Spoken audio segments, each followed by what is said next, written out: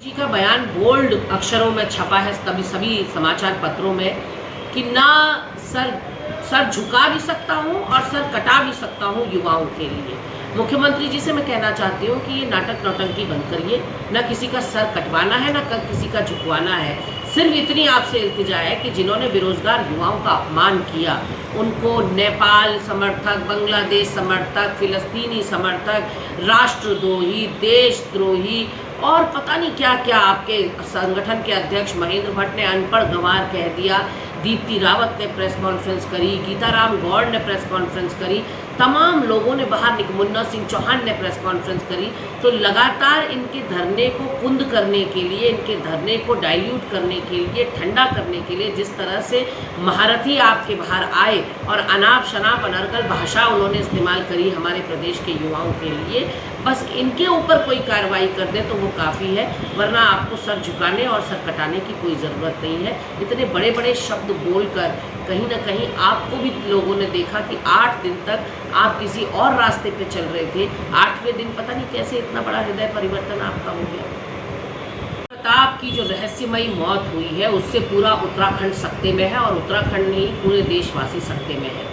अब चौथे स्तंभ का जो बहुत ही जिम्मेदारी के साथ बखूबी निर्वहन कर रहा था राजीव प्रताप, जो कि एक निर्भीक और साहसी पत्रकार था और जो लगातार सत्ता पक्ष को आईना दिखाने का काम कर रहा था, जो एक पत्रकार का काम भी होता है।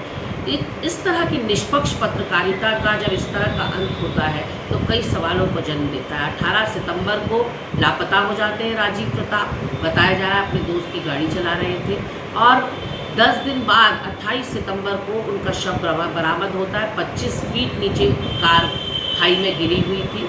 उनका और पुलिस प्रशासन का जो, उनके परिवार का और पुलिस प्रशासन का जो कहना है वो मेल नहीं खा रहा है। उनकी धर्मपत्नी कह रही है, जो कि गर्भावस्था में है, गर्भवती है राजीव प्रताप की धर्मपत्नी, और बहुत दुखी हैं। वो कह रही हैं कि जो पुलिस की जो रिपोर्ट है वो मेल नहीं खा रही, इसलिए क्योंकि राजीव प्रताप को धमकियां मिल रही थी। लगातार वो किसी स्टोरी पे काम कर रहे थे जिसकी वजह से उनको फ़ोन पे धमकी मिल रही थी, और ये उन्होंने अपनी पत्नी से साझा भी किया।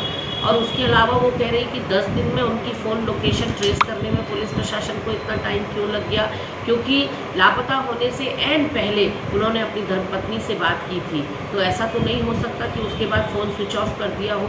तो कहीं ना कहीं फ़ोन की लोकेशन पुलिस प्रशासन ने नहीं ढूंढने में इतना समय लगाया। और तो और अगर वो दोस्त की गाड़ी चला रहे थे जैसा कि पत्नी का कहना है, तो फिर उस नंबर को ट्रेस क्यों नहीं किया गया। तो हीला हवाली तो हुई है। ऐसा लग रहा है कि पुलिस प्रशासन ढीली पड़ गई थी और अब इस मामले ने तूल पकड़ा है। तो अब उत्तरकाशी के डीएसपी को एसपी की निगरानी में इस पर एक जांच समिति गठित की गई है। मेरे नेता राहुल गांधी जी ने इस पर ट्वीट किया है, चिंता व्यक्त करी है कि अगर पत्रकारिता का ये हश्र होगा तो फिर आखिर सच दिखाएगा कौन और बताएगा कौन।